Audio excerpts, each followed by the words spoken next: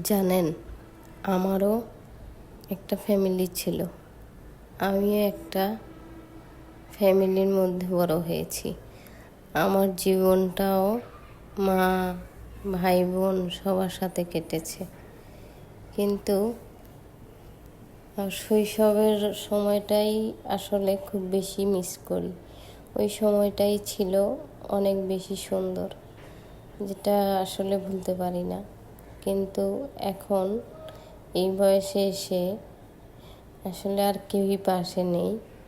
যখন মনে হয় যে আসলে সবাই যদি থাকতো আগের মতো, সেই শৈশব, বেড়ে ওঠা, স্কুলে যাওয়া, খেলাধুলা করা, আর ফ্যামিলির সাথে সময় কাটানো, ফ্যামিলিতে খুনসুটি, সেই জিনিসগুলো আসলে জীবন থেকে হারিয়ে গেছে। এখন আর তার কিছুই নেই, সবাই জীবন থেকে চলে গেছে। কিন্তু তাতেই আমার কোনো কষ্ট নেই। কেন, আমার আল্লাহ আমার জন্য হয়তো এটাই ভালো মনে করেছেন যে আমার লাইফে শুধু আল্লাহকেই দরকার।